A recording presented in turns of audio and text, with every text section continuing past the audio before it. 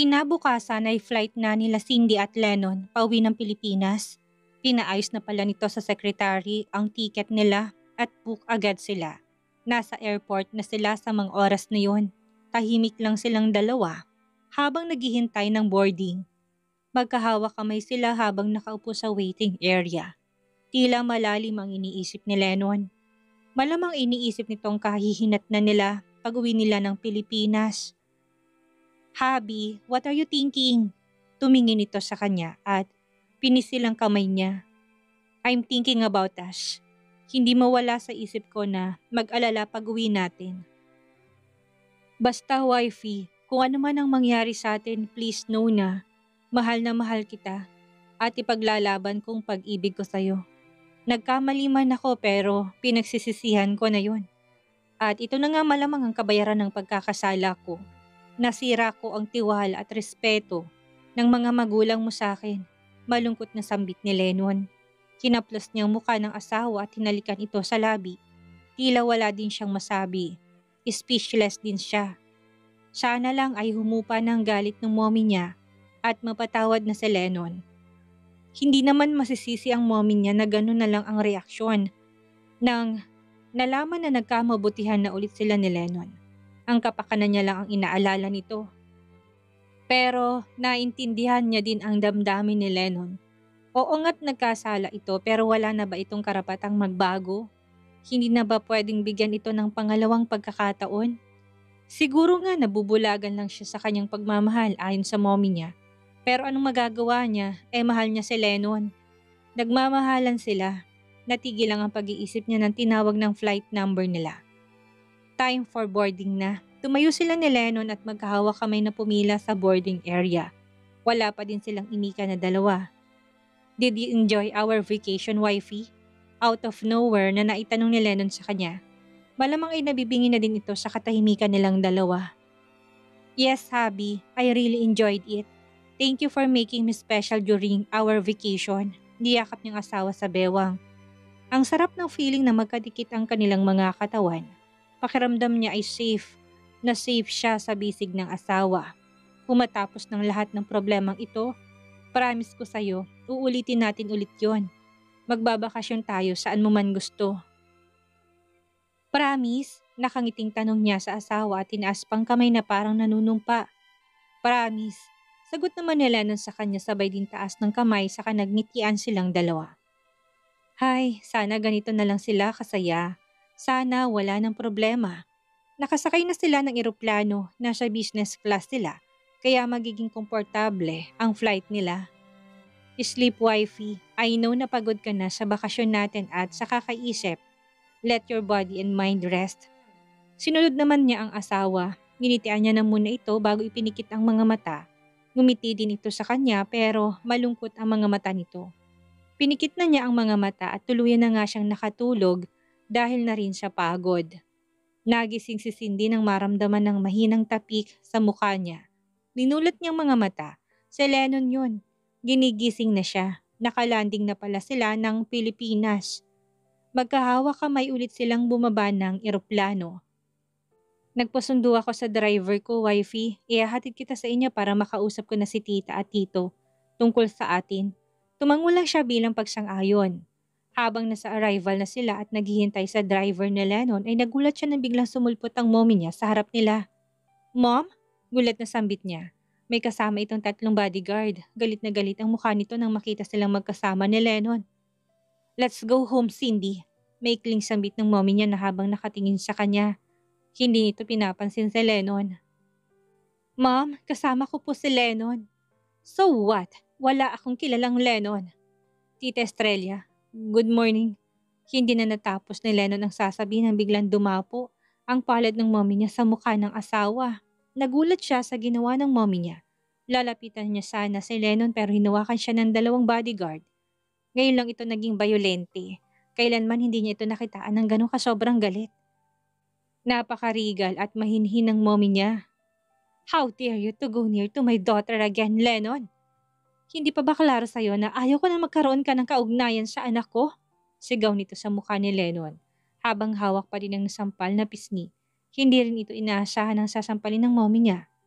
Madami ng mga taong nakikiosyoso sa kanila pero walang pakialam ang mommy niya. Sorry tita for what I've done. Sobrang mahal ko po si Cindy na hindi ko siya kayang pakawalan. Pinagsisisihan ko pong ginawa ko. Humihingi na po ako ng tawad kay Cindy at ngayon po ay hinihingi ko rin ang patawad niyo. Sana po'y mapatawad niyo po ako. Nagsusumamong sambit ni Lennon sa mommy niya.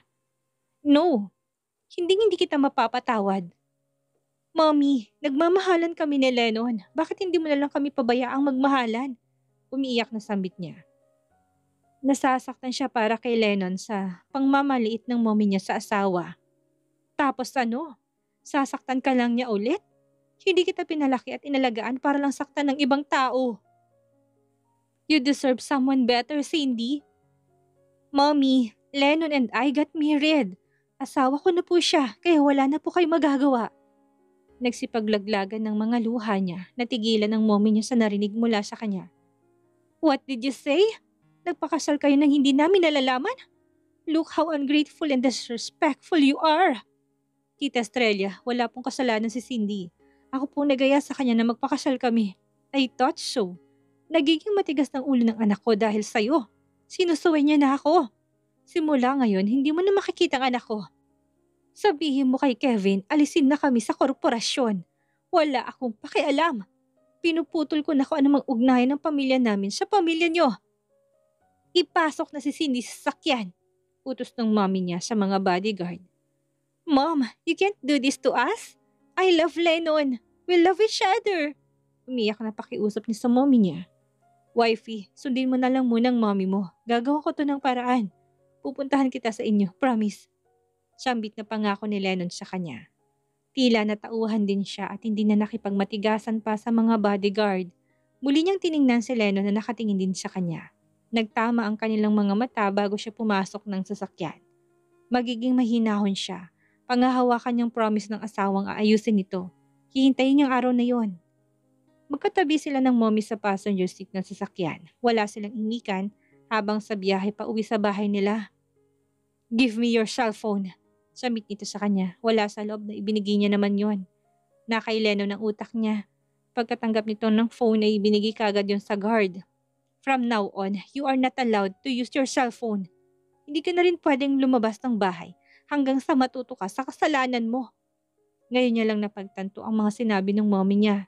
Gagawin siya nitong preso sa sarili nilang bahay at wala siyang cellphone. You can't do this to me, Mom.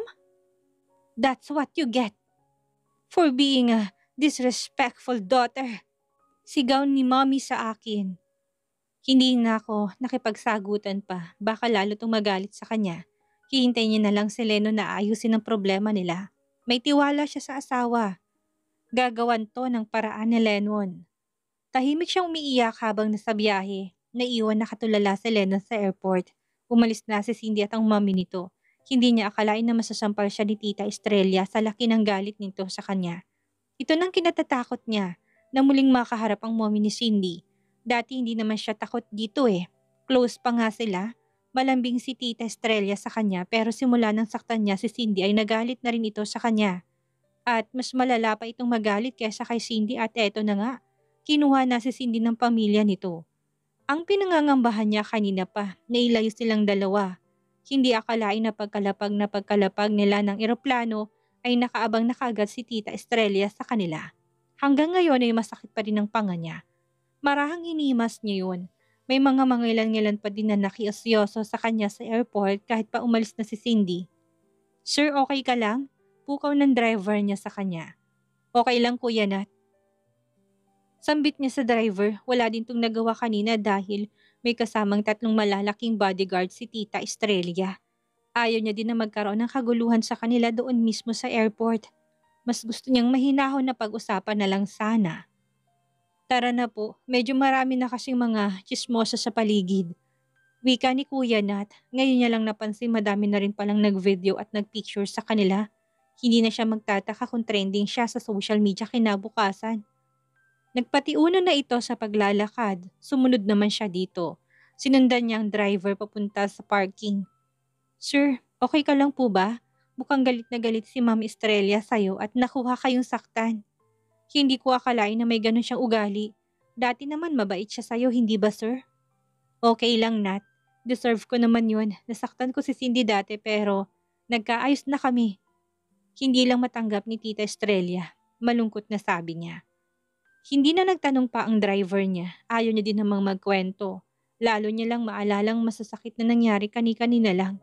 Kinuha niyang phone at tinawagan si Kevin. Hello kuya, nasan ka? Nasa office, sagot ni Kevin sa kanya. Punta ako dyan, kakarating ko lang galing Maldives.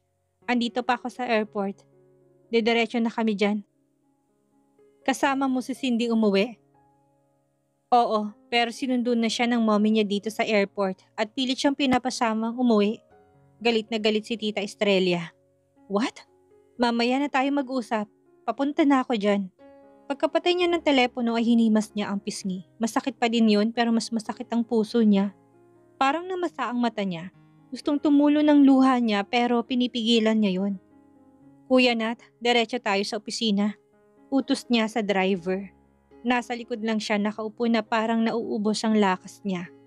Nakatingin lang siya sa labas na parang nasa kawalan. Ganito ba talaga? Pagkatapos ng isang problema ay saya at problema na naman. Hindi ba pwedeng puro saya na lang? Tanong niya sa sarili. Pero hindi. Hindi niya isusuko si Cindy. Mahal na mahal niya ito lalo na't asawa na niyang pinakamamahal na babae. Tuluyan ang tumulong kanyang luha ng maalalang asawa. Awang-awa siya dito kanina. Parang gusto niyang yakapin ito ng mahigpit. Nakita niyang pagtutol sa ginagawa ng mommy nito pero siya mismong pumigil sa asawa na makinig na lang muna sa mommy nito. Pasimpleng pinunasan niyang mga luha. Hindi niya napansin na nasa harap na sila ng office. Pagbaba niya ng sasakyan ay nakita niyang mga empleyadong nag-alangan siyang batiin. Hindi pa siya nakapunta doon simula na nangyari sa Christmas party. Alam niyang mga nasa utak ng mga taong ito. Na isa siyang salawahan na pinagpalit niya si Cindy over Monica. Good morning, Sir Lennon. Bati ng mga empleyadong nakasalubong niya. Tumango lang siya sa mga ito. Pumasok siya sa elevator para umakyat sa office ng Kuya Kevin niya. Paglabas niya ng elevator ay nagulat pang mga ibang empleyadong naroon. Parang nakakita ng mga ito ng multo. Tila hindi nila inaasahan na nandun siya. Binati siya ng mga ito pero hindi niya pinansin. Naiinis siya sa mga mapanuring tingin ng mga to sa kanya. Parang minarkahan na nila ang pagkatao niya. Walang exception talaga ang chismis kahit pa boss siya. Pag-uusapan at pag-uusapan pa rin siya. Good morning, Sir Lennon. Bati ni Sharon ang sekretary habang sinsalubong siya nito. Good morning, Sharon. Pwede bang dalhan mo ko ng kape sa office ni Kuya? Okay po, sir.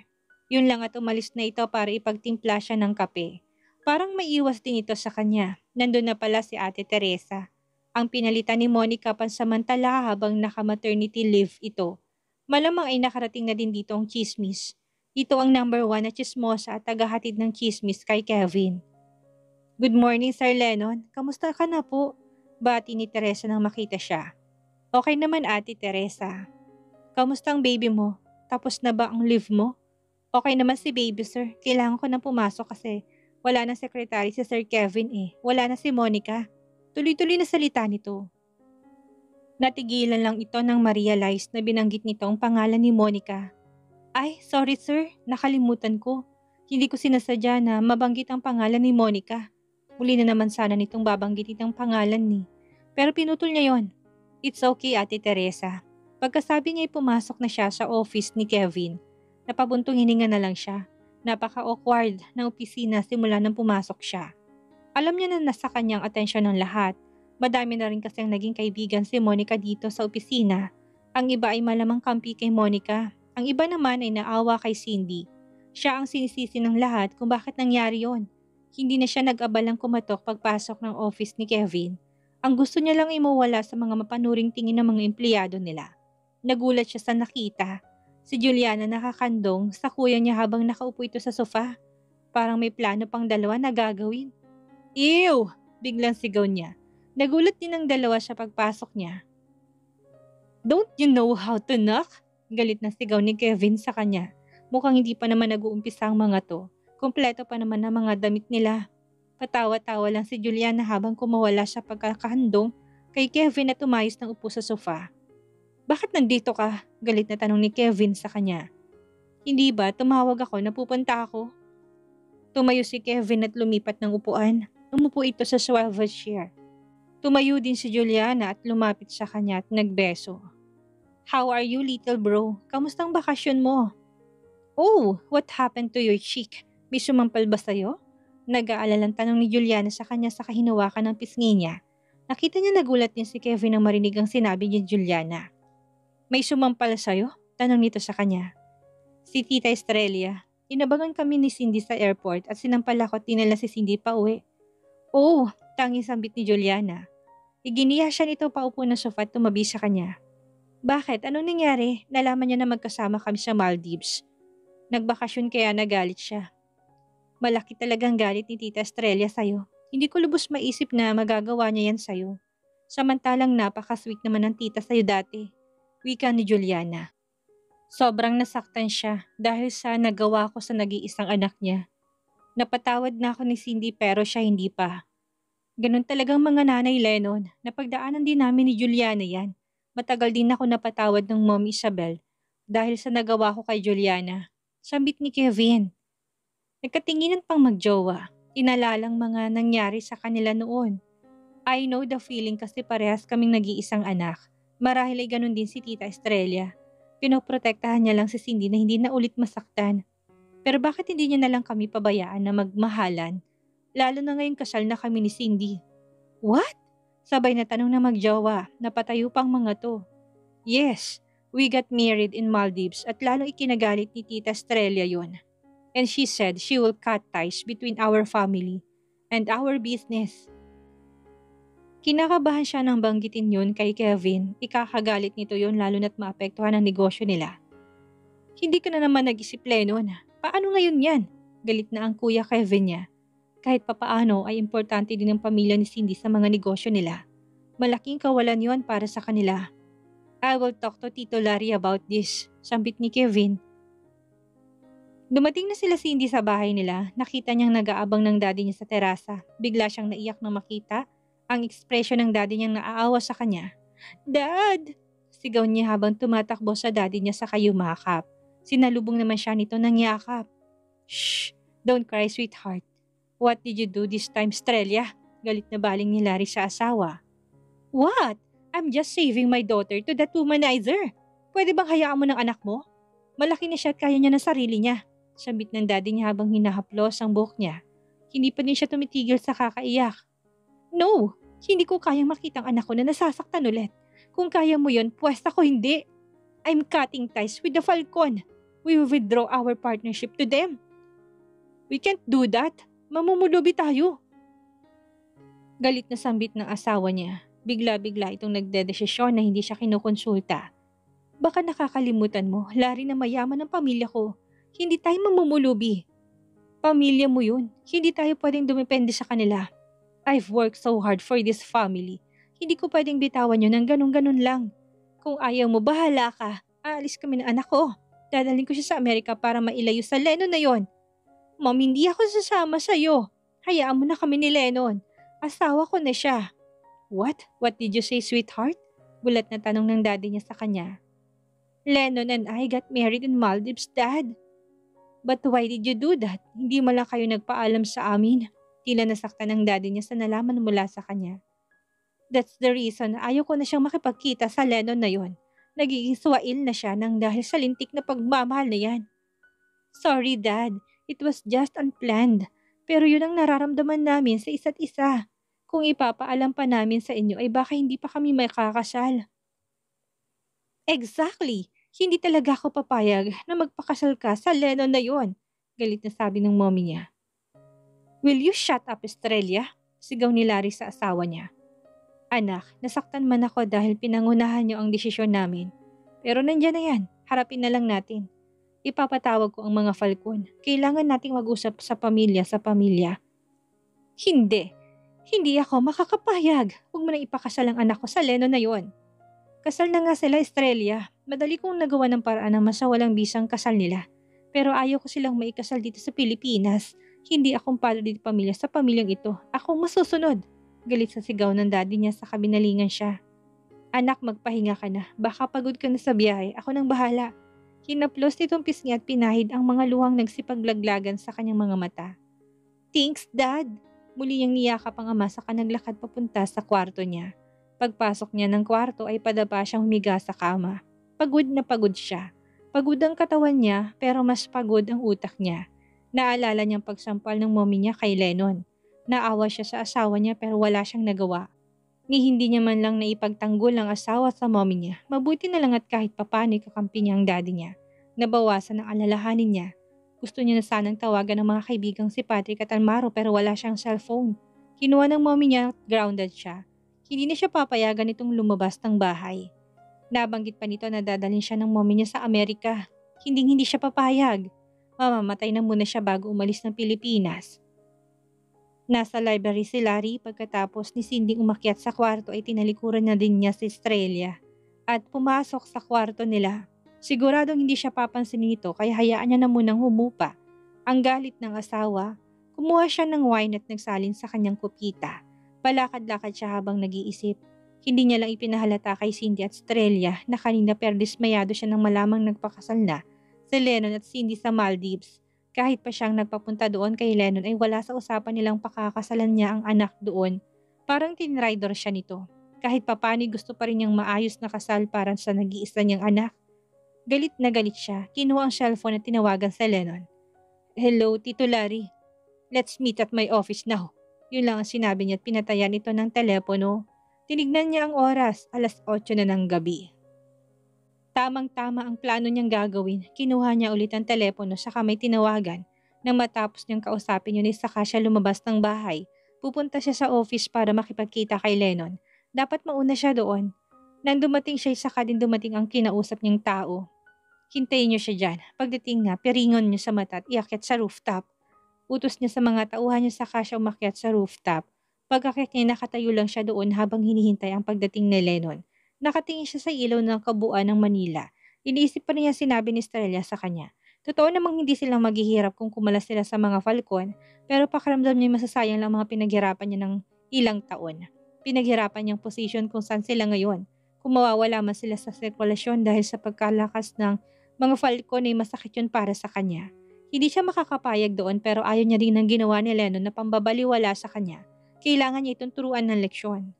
Nabaling ang atensyon niya nang makitang dumating ng mga tauhan kasama si Lennon nakapiring. Hawak nito mga tao niya kaya hindi ito makapalag. "Nasaan ako? Anong ginagawa niyo sa akin?" Takot na tanong ni Lennon. "Kunin yung piring niya," utos niya. Nang makuha na yun ay palingalinga si Lennon sa paligid. Tito Larry, ano pong gagawin niyo?" Naguguluhan itong tanong. "Mga tauhan ko sila. Inutusan ko sila para turuan ka ng leksyon." "Tito, ano pong ibig mo sabihin?" Kinakabahang tanong ni Lennon. "Inubos mong pasensya ko, Lennon. Unang niloko mong anak ko. At muntik na mamatay dahil sa'yo. Hindi mo lang alam kung gaano kasakit sa amin ni Estrella yun. Nag-iisa naming anak si Cindy. Ngayon naman ay pinakasalan mo siya without our consent. Alam mo bang feeling ng ginagago? Ginago mo ko, Lennon. Hindi mo na kami ginalang ng mga magulang niya. Tito Larry, humihingi po ako ng pasensya. Sobrang mahal ko lang po si Cindy. Natatakot po ako na mawala siya sa akin muli. Hindi ba nga tinulungan pa kita na sundan siya sa Maldives? Alam mo pang ilalayo si Estrella sa Cindy. Dadalhin siya sa Amerika dahil sa ginawa mo. Kahit pa kung ama niya, hindi ko mapipigilan si Estrella sa desisyon niya. Sisirain mo pang pamilya namin dahil sa ginawa mo. Tito, please, tulungan mo ko. Hindi ko po kayang malayo kay Cindy. Wala akong magagawa sakaling magdesisyon niya si Estrella. Wala na sa akin ang desisyon. Tito, please, gagawin ko pong lahat. Tulungan mo lang ako kay Cindy. Umiyak na pagmamakaawa ni Lennon. Bahala ka sa buhay mo. Bugbugin niyo yan, utos niya sa mga tao saka siya tumalikod. Bugbugin niyo pero wag masyado, baka mapatay niyo siya. Bigyan niyo lang ng leksyon tapos i-video mo at isend mo sa akin mamaya. Bulong niya sa header ng mga tauhan niya, saka umalis na. Bumaba na siya ng rooftop, narinig pa niyang mga sigaw ni Lennon habang binubugbog ng mga tauhan niya. Napangisi siya. Mabuti nga't matuto ka, bulong niya sa sarili. Pagsakay niya ng kotse saka siya nakatanggap ng video mula sa tauhan niya. Tapos ng pangbubugbog ng mga to kay Lennon. Tinawagan niya mga tauhan niya. Dalhin niyo sa ospital yan. Takutin niyo na wag magsusumbong kahit kanino. Kung hindi malalagot ulit siya sa akin. Utos niya sa kapinaandar ng sasakyan at umuwi. Pagdating ng bahay ay pumasok siya ng kwarto. Nasa kama lang si Sterling at nagbabasa ng libro. Hindi siya pinansin nito. Hinagis niya ang cellphone dito. Pinagiganti ko ng anak natin, sambit niya sa asawa. Nagtataka man ay kinuha pa rin ang cellphone na hinagis niya dito at pinanood ang video. What did you do? Pinatay mo si Lennon? Tanong ni Estrella sa kanya. Kung pwede lang pero hindi ko siya pinatay. Binigyan ko lang ng leksyon. Nakita niya nagbagong ekspresyon ng mukha ni Estrella habang pinapanood ang video ni Lennon na binubugbog. Kawawa naman si Lennon. Yan ang gusto mo, hindi ba? Naturuan siya ng leksyon? Oo nga, pero hindi naman patayin. Napamahal naman na sa akin ang batang yan. Kahit papano'y anak na din ang turing ko sa batang yon. Nasaktan lang talaga ako sa ginawa niya kay Cindy. Ayan na, nakapaghiganti na tayo. Hayaan mo na silang dalawang na maging masaya. Biglang lumambot ang puso ni Estrella kay Lennon. Hindi ito sumagot sa kanya.